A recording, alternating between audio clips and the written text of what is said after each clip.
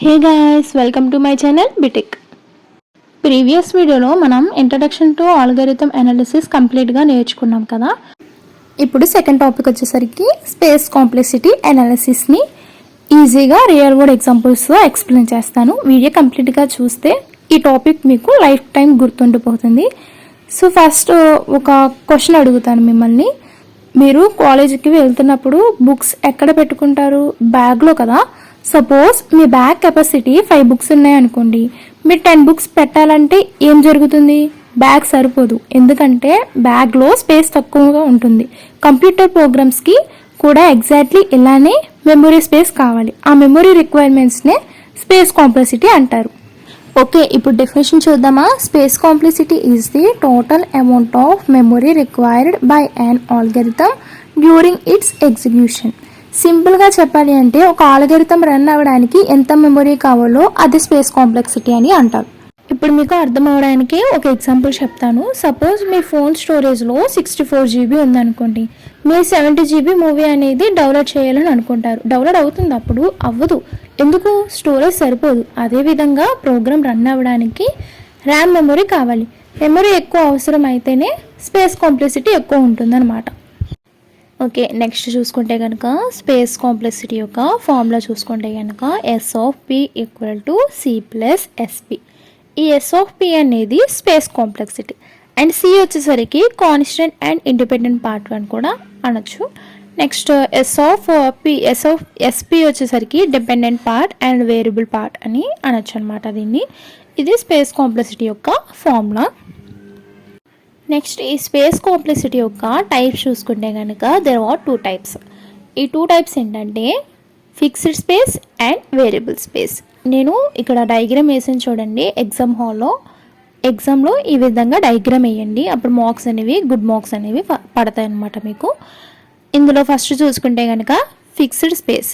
ఈ fixed space అంటే the amount of memory that is fixed and does not depend on input size. అంటే ఈ fixed space అంటే input size change అయినా కానీ మెమొరీ అనేది చేంజ్ అవ్వదని అర్థం.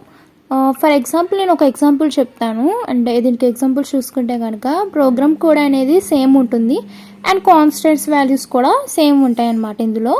అండ్ సింపుల్ వేరియబుల్స్ కూడా ఫిక్స్డ్ అమౌంట్ మెమొరీ అనేవి తీసుకుంటాయి ఇందులో. Next variable space. ఈ వేరియబుల్ స్పేస్ అంటే ఏంటంటే the amount of memory that various with input size. అంటే ఈ వేరియబుల్ స్పేస్ అంటే ఇన్పుట్ సైజ్ బట్టి మెమొరీ అనేది చేంజ్ అవుతూ ఉంటుంది. ఫర్ ఎగ్జాంపుల్ నేను ఒక ఎగ్జాంపుల్ చెప్తాను. 10 స్టూడెంట్స్ అనేవాళ్ళు డేటా స్టోర్ చేయడానికి తక్కువ మెమొరీ తీసుకుంటారు కదా. అదే 1000 స్టూడెంట్స్ అనేవాళ్ళు డేటా స్టోర్ చేయడానికి ఎక్కువ మెమొరీ అనేది తీసుకుంటారు. ఆ ఇన్పుట్ పెరిగితే మెమొరీ కూడా పెరుగుతుంది అన్నట్టు. ఇప్పుడు ఫిక్స్డ్ స్పేస్కి ఒక ఆల్గరిథం అనేది 2 నెంబర్స్ని యూజ్ చేసి యాడ్ చేయాలి. దానికి ఒక ఎగ్జాంపుల్ అనేది ఇప్పుడు నేను చెప్తాను. A = 10 అండ్ B = 20 అని తీసుకున్నాం. C వచ్చేసరికి A+B అండ్ Bని యాడ్ చేయమని C ఇచ్చాం. ఇక్కడ మనం ABC అనే 3 వేరియబుల్స్ని యూజ్ చేస్తున్నాం. ఇప్పుడు వాల్యూస్ చేంజ్ చేసినా కూడా A = 10 అండ్ B = 20 అనే వాల్యూనే ఉంటుంది. వాల్యూస్ ఎంత చేంజ్ అయినా మనం యూజ్ చేసే వేరియబుల్ మాత్రానికే, అంటే ఇన్పుట్ వాల్యూస్ చేంజ్ అవుతాయి బట్ మెమొరీ రిక్వైర్మెంట్స్ చేంజ్ అవ్వట్లేదు. కాబట్టి ఈ ఆల్గరిథంకి రిక్వైర్డ్ మెమొరీ కాన్స్టెంట్గా ఉంటుంది.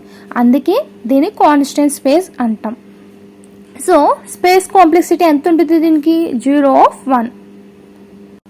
ఇక్కడ 0(1) అంటే ఓన్లీ 1 వేరియబుల్ అని కాదు. 0(1)లో ఉన్న 1 మీన్స్ కాన్స్టెంట్ అని. అంటే ఇన్పుట్ సైజ్ ఎంత పెరిగినా ఆల్గరిథంకి రిక్వైర్డ్ అయ్యే ఎక్స్ట్రా మెమొరీని ఇన్పుట్ సైజ్తో ఇంక్రీజ్ అవ్వదని. మీకు ఇంకా సింపుల్గా చెప్పాలంటే ఇన్పుట్ చేంజ్ అయినా మెమొరీ మట్టికి చేంజ్ అవ్వదు. దాన్ని 0(1)ని కాన్స్టెంట్ స్పేస్ అని అంటారు. నెక్స్ట్ వేరియబుల్ స్పేస్కి చూద్దాం. ఇప్పుడు వేరియబుల్స్ స్పేస్లో సపోజ్ మనం n నెంబర్స్ని ఒక అరేలో స్టోర్ చేస్తున్నాం అనుకోండి. ఫర్ ఎగ్జాంపుల్ నేను n = 3 అని తీసుకున్నా.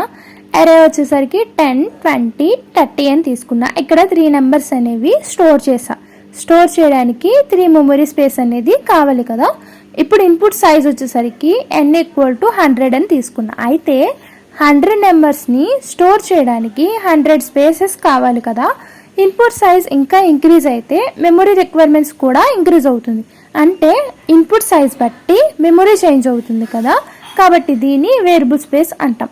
ఇక్కడ స్పేస్ కాంప్లెక్సిటీ వచ్చేసరికి 0 బికాస్ ఇన్పుట్ సైజ్ని n ఇంక్రీజ్ అయ్యే కొద్దీ మెమరీ కూడా n అనేది ప్రొపోర్షనల్లో ఇంక్రీజ్ అవుతుందన్నమాట. ఈ fixed space and variable space అనేది ఇప్పుడు మీకు అర్థమైందని అనుకుంటున్నాను. ఇంకా ఎవరైనా లైక్ చేయకపోతే లైక్ చేయండి, షేర్ చేయండి, సబ్స్క్రైబ్ చేసుకోండి. ఎస్పెషల్లీ బీటెక్ స్టూడెంట్స్ కోసం మన ఛానల్ ఉంది, ఛానల్ మొత్తం చెక్ చేయండి.